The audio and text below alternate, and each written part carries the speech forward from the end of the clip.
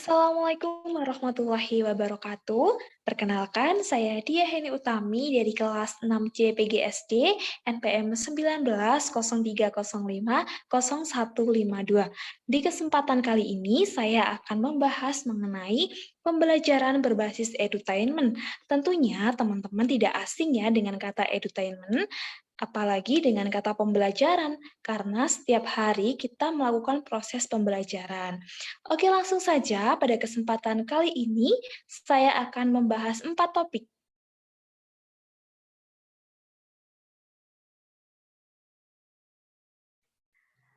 Untuk topik yang pertama, yaitu tentang pengertian edutainment, kemudian yang kedua tentang prinsip edutainment, yang ketiga tentang teori belajar edutainment, dan yang keempat tentang karakteristik edutainment. Tentunya teman-teman itu bertanya-tanya, apa sih itu edutainment? Apa ya kira-kira edutainment? Yuk kita bahas bersama-sama. Jadi, edutainment itu berasal dari dua kata, yaitu education dan entertainment. Kira-kira ada yang tahu nggak nih apa itu education dan apa itu entertainment? Hayo, kita bahas bersama aja ya. Jadi, education itu artinya pendidikan, kemudian entertainment itu hiburan. Nah, kira-kira ketika kita mendengar kata hiburan, tentunya yang ada di pikiran kita itu pasti ya, yang namanya hiburan itu menyenangkan. Jadi, bisa memungkinkan bahwa pembelajaran berbasis edutainment itu menyenangkan. Oke, langsung saja ke materi yang pertama. Oke, di sini saya akan membahas mengenai pengertian edutainment. Nah, saya akan membahas tentang dua pendapat mengenai pengertian edutainment. Nah, yang pertama itu dari Hamruni dalam buku karya Muhammad Fadlillah. Kemudian yang kedua itu menurut New York Encyclopedia. Oke, langsung saja. Yang pertama itu menurut Hamruni dalam buku karya M. Fadlillah. Apa ya kira-kira ya? Yuk, simak baik-baik ya. Oke, jadi edutainment menurut Hamruni adalah suatu proses pembelajaran yang didesain dengan memanfaatkan antara muatan pendidikan dan hiburan secara harmonis, sekaligus aktivitas pembelajaran, sehingga nantinya pembelajaran akan berlangsung menyenangkan. Jadi di sini menurut Hamruni itu, pendidikan itu didesain dengan muatan hiburan juga. Jadi nantinya ketika anak-anak itu dalam proses pembelajarannya juga diberi hiburan, tentunya tidak akan bosan. Sehingga ketika sudah tidak bosan, maka pembelajaran akan berlangsung dengan menyenangkan. Next. Selanjutnya, itu menurut New York Encyclopedia. Tentunya, menurut New York Encyclopedia ini, menurut New World Encyclopedia. Nah, tentunya menurut New World Encyclopedia ini tidak beda jauh dengan menurut Hamruni dalam buku karya M. Fadlillah. Jadi, di sini dikatakan bahwa edutainment berasal dari kata educational dan entertainment, yang berarti suatu hiburan yang didesain untuk mendidik dan menghibur anak-anak. Jadi tidak ada jauh beda dari yang tadi sudah dijelaskan, bahwa pada konsepnya itu pendidikan itu didesain dalam bentuk hiburan sehingga nantinya tetap mendidik dan juga tetap menghibur. Seperti itu teman-teman. Next. Nah, tentunya di dalam pembelajaran edutainment itu ada prinsip-prinsip. Nah, adanya edutainment itu bermula dari asumsi bahwa pembelajaran di sekolah dan di masyarakat itu dianggap tidak mencerminkan nilai pendidikan. Kenapa seperti ini? Karena adanya asumsi bahwa pembelajaran itu menegangkan, menakutkan, membuat bosan, sehingga adanya asumsi ini melahirkan konsep pembelajaran edutainment. Kemudian, Ada juga alasan yang melandasi munculnya konsep edutainment. Yang pertama yaitu perasaan positif dan negatif. Nah, ketika seorang siswa itu mempunyai perasaan positif ketika akan melakukan pembelajaran, maka pembelajaran tersebut akan berlangsung dengan senang ketika akan melaksanakan suatu pembelajaran di dalam kelas, baik secara individu maupun kelompok. Jadi ketika pikiran siswa sudah positif, maka pembelajaran itu akan berlangsung dengan cepat. Akan tetapi ketika siswa itu sudah berpikiran negatif dulu tentang pembelajaran, misalnya, wah pembelajaran itu bosan, pembelajaran itu nggak asyik, dan lain sebagainya, tentunya nantinya proses pembelajaran akan berlangsung lama, iya nggak kira-kira? Iya, tentunya ketika kita udah bosan, kita jenuh, kita udah pikiran negatif, terus nantinya pembelajaran akan berjalan lama. Kemudian yang kedua, jika seseorang mampu menggunakan potensi nalar dan emosionalnya secara baik, maka pembelajaran akan berlangsung dengan cepat dan nantinya dapat meningkatkan hasil yang optimal. Oke, jadi logikanya begini, ketika seseorang itu berpikir ataupun mereka mampu memecahkan masalah dari sedikit demi sedikit, kemudian emosinya juga terkontrol, kemudian dalam pembelajaran juga selalu berpikir yang baik-baik, maka nantinya pembelajaran itu akan berlangsung dengan baik, sehingga ketika pembelajaran sudah baik, maka siswa itu akan mudah untuk mencapai prestasi yang diharapkan. Begitu. Kemudian yang ketiga yaitu apabila setiap pembelajaran diajarkan dengan cara yang benar dan guru memberikan pembelajaran yang menarik, maka siswa juga akan cepat mencapai prestasinya. Karena apa? Ketika suatu pembelajaran itu disajikan dengan benar, kemudian guru juga membimbing siswa dengan baik, maka siswa tersebut akan mudah untuk mencapai tujuan-tujuan pembelajaran yang ada. Next, Mbak. Oke, di sini ada quotes dari Muhammad Fadlillah, yaitu, edutainment bisa dikatakan berhasil secara kasat mata jika ada fakta bahwa pembelajaran itu menyenangkan dan guru dapat mendidikkan para siswanya dengan suatu cara yang menyenangkan. Jadi, seperti yang kita ketahui, edutainment itu tadi adalah education dan entertainment. Nah, ini nantinya akan dikatakan berhasil jika ada fakta bahwa pembelajaran itu menyenangkan. Logikanya seperti ini. Kalau sudah ada siswa yang bilang, oh pembelajaran ini sangat menyenangkan ya, tidak membosankan ya. Nah itu dikatakan bahwa edutainment yang diterapkan itu berhasil.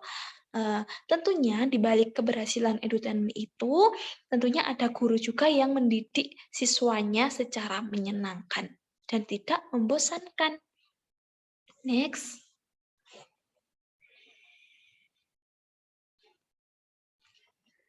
Oke, setelah ini kita akan membahas mengenai teori belajar edutainment. Nah, sebenarnya dalam jurnal yang saya baca itu ada 3 teori belajar edutainment, yaitu ada teori belajar kooperatif, kemudian ada teori otak triun, kemudian ada teori kecerdasan majemuk. Nah, apa sih maksudnya? Nah, di sini ada teori belajar kooperatif, yaitu rangkaian belajar yang dilakukan oleh peserta didik dalam suatu kelompok. Jadi di dalam konsep pembelajaran edutainment itu, adanya suatu kelompok-kelompok ketika proses pembelajaran berlangsung. Karena apa? Karena ini memudahkan siswa dalam memecahkan masalah, kemudian juga akan meningkatkan interaksi siswa kepada siswa yang lain.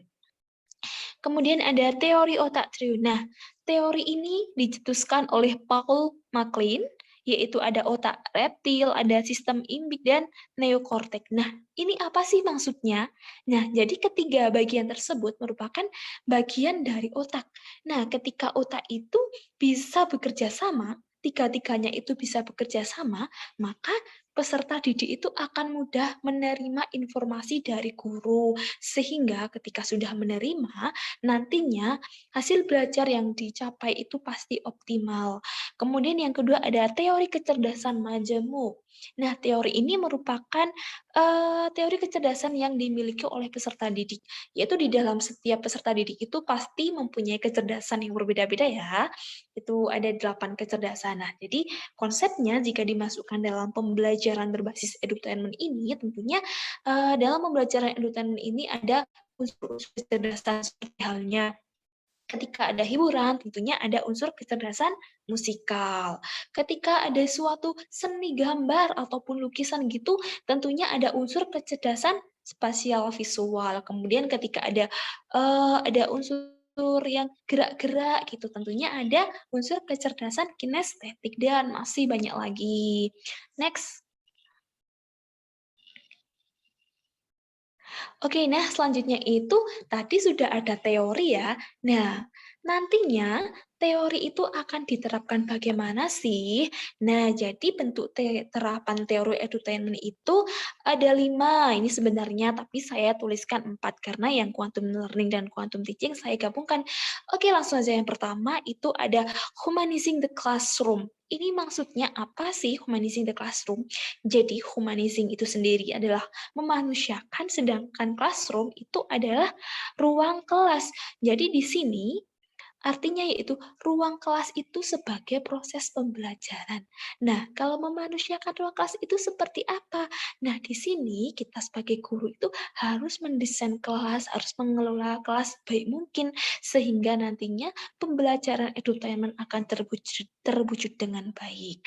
Kemudian yang kedua, di dalam teori humanizing the classroom ini, pendidik itu memperlakukan siswa itu sesuai dengan karakternya. Ya, kalau karakternya siswa itu sukanya seni, ya pendidik harus mengajarkan siswa tentang kesenian juga. Intinya, di dalam terapan edutainment berbasis humanizing ini, peserta didik itu tidak boleh ditekan. Biarkan sesuai dengan karakter anak-anak. Nah, kemudian yang kedua itu ada active learning. Nah, di sini banyak melibatkan aktivitas siswa. Nah, terapan edutainment ini seperti yang sudah saya jelaskan tadi, tentunya itu siswa sebagai pusat pembelajaran. Jadi di sini guru hanya sebagai fasilitator. Kemudian yang ketiga ada quantum learning. Nah, quantum learning ini di dalam proses pembelajaran edutainment, seorang guru harusnya memberikan motivasi kepada siswa dan membebaskan gaya belajar siswa. Pada intinya dalam pembelajaran itu guru tidak boleh menekan siswa harus ini, harus itu sesuai dengan kemauan guru, tetapi sesuai dengan kemampuan masing-masing siswa begitu. Kemudian ada juga quantum teaching nih. Nah, di quantum teaching ini intinya berfokus pada hubungan dinamis dalam lingkungan kelas. Nah, tentunya di dalam pengajaran itu, ruang kelas itu harus didesain sedemikian rupa, harus disesuaikan dengan perkembangan teknologi. Jadi ketika kita hidup di zaman seperti ini, besok juga ke depannya berubah lagi, maka kondisi ruang kelas itu, lingkungan kelas itu juga harus disesuaikan. Begitu, teman-teman. Kemudian yang kelima itu ada di accelerated learning. Di sini menggabungkan aktivitas fisik dengan intelektual. Jadi di sini di dalam pembelajaran itu harus ada aktivitas fisik juga seperti halnya ketika kita belajar kita juga harus sambil bergerak atau dengan kata lain ini disebut somatis. Kemudian ketika kita belajar kita juga harus belajar mendengarkan guru, mendengarkan sesama teman begitu. Kemudian juga ada ketika kita belajar kita juga harus mampu memahami dan mengamati apa yang kita pelajari. Jadi kita tidak hanya mendengarkan saja, tidak hanya bergerak saja, tetapi kita juga harus memahami. Kemudian yang kedua, intelektual. Nah, di sini kunci pentingnya. Ketika kita sudah belajar sambil bergerak, kemudian kita sudah memahami, kemudian kita sudah mendengarkan, tentunya kita butuh yang namanya memecahkan suatu masalah. Karena di dalam pembelajaran edutainment itu tentunya juga ada masalah-masalah yang harus diselesaikan oleh siswa.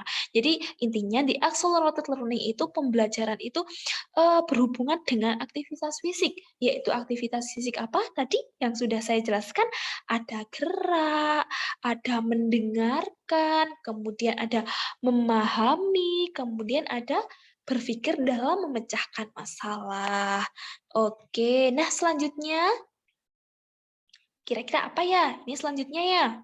Iya, selanjutnya ini sebelum kita ke kesimpulan, tentunya ada juga karakteristik edutainment. Nah, ini saya ambil dari jurnal dengan judul Pembelajaran Berbasis Edutainment.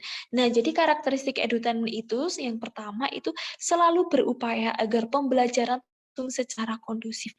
Ciri-ciri edutainment itu selalu berusaha bagaimana caranya supaya pembelajaran itu berlangsung secara kondusif walaupun dihubungkan dengan sebuah hiburan. Gitu. Kemudian yang kedua itu menempatkan anak sebagai pusat pembelajaran. Yang namanya edutainment itu tidak bisa jika anak berdiri sendiri. Tentunya anak juga butuh interaksi dengan temannya, anak juga butuh temannya dalam menyelesaikan suatu permasalahan yang ada pada pembelajaran, kemudian anak juga butuh untuk menyelidiki sesuatu hal itu agar anak mandiri. Nah, di sini di dalam pembelajaran edutainment itu saya jelaskan lagi bahwa guru berperan sebagai fasilitator. Nah, kemudian proses pembelajaran berlangsung dengan menyenangkan. Nah, apa sih maksudnya? Ya, tentu di dalam pembelajaran edutainment ini pembelajaran berlangsung dengan menyenangkan karena dihubungkan tadi entertainment yang artinya hiburan. Jadi itu 3 karakteristik edutainment. Nah, teman-teman, itu adalah 4 topik yang saya bahas hari ini. Selanjutnya kita ke kesimpulan. Nah, bisa dikatakan bahwa setelah kita memahami 4 topik tadi, yaitu edutainment merupakan suatu proses pembelajaran yang didesain dengan memadukan antara muatan pendidikan dan hiburan secara harmonis sehingga aktivitas belajar siswa menyenangkan. Jadi edutainment itu didesain dengan ini pendidikan, ini hiburan. Dan gimana caranya tetap kondusif, tetapi pembelajaran bisa menyenangkan, begitu intinya. Terus, pembelajaran berbasis edutainment ini akan selalu dinamis. Artinya apa dinamis itu? Berubah. Jadi, besok ke depan, 5 tahun ke depan, 10 tahun ke depan itu pembelajaran berbasis edutainment itu akan berubah sesuai dengan perkembangan teknologi informasi dan komunikasi. Begitu pada intinya, itu saja yang dapat saya sampaikan pada kesempatan kali ini.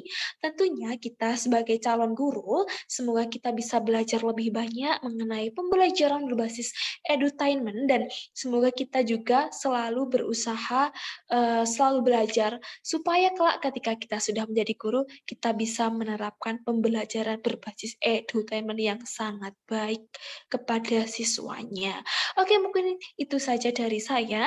Jika nanti ada pertanyaan, mungkin nanti bisa bertanya melalui WA dengan saya, karena saya juga masih sama-sama belajar dengan teman-teman, hanya sebagai mahasiswa, dan ini juga merupakan bekal saya untuk saya nanti menuju jenjang yang lebih tinggi. Oke, burung irian, burung cendrawasih, cukup sekian dan terima kasih. Saya Dia Heni Utami, pamit undur diri. Apabila banyak kesalahan, saya mohon maaf yang sebesar-besarnya. Wassalamualaikum warahmatullahi wabarakatuh.